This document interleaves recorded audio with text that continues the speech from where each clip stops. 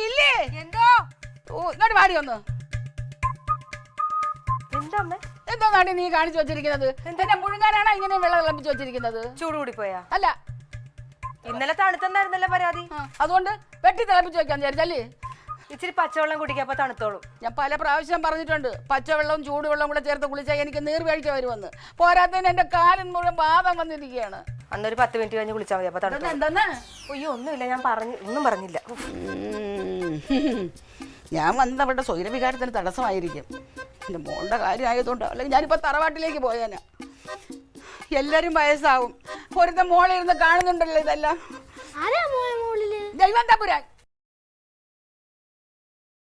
എൻ്റെ ക്ലീറ്റോ ചേട്ടാ ചായക്ക് ഇത്തിരി മധുരം കുറഞ്ഞാൽ പറയും കഷായം വേണമെന്ന് ചോദിക്കും, കൂടിയാൽ പറയും ഷുഗർ കയറ്റിക്കൊല്ലു വേണമെന്ന്. എന്തൊക്കെയാ വായിന്ന് വന്നത്? അയ്യോ എനിക്ക് മത്തിയായി. പ്രായമുള്ള സ്ത്രീയല്ലേ മോളെ, നമുക്കങ്ങനെ ക്ഷമിക്കാം. ക്ഷമിക്കുകയാണ് ഞാൻ. ഏട്ടൻ സ്റ്റേഷനിൽ നിന്ന് തന്നെ ഭ്രാന്തം പിടിച്ചാൽ വന്നത്. ഇനി ഇതും കൂടെ ഞാനെങ്ങനെ പറയും? ചേച്ചി ഇങ്ങനെ ഇരിക്കുമ്പോൾ ചേച്ചിയോട് ഞാനെങ്ങനെ പറയും? ഒന്നും പറയണ്ട. പിന്നെ വേറൊരു കാര്യം വെച്ച് കഴിഞ്ഞാൽ കുറേ നോക്കുക, നോക്കിക്കഴിഞ്ഞില്ലെങ്കിൽ പിന്നെ നമുക്കെല്ലാവരും കൂടെ അമ്മയെ ഉപദേശിക്കാം. അയ്യോ ഉപദേശിച്ചാവുന്ന ആള്. അല്ല പിന്നെ ഇപ്പം എന്ത് ചെയ്യാൻ? വേറെ എവിടെയെങ്കിലും നിൽക്കാൻ പറ്റിയ ഇടം ഉണ്ടായിരുന്നെങ്കിൽ ഞാൻ അങ്ങോട്ട് പോയേനെ കുറച്ച് ദിവസം. നോക്കാം, അല്ലെങ്കിൽ അറ്റ കൈക്ക് അമ്മാവനെ വിളിച്ച് പറയാം, അമ്മാവനെ കൊണ്ടൊന്ന് വിളിച്ച് ഉപദേശിപ്പിക്കാം.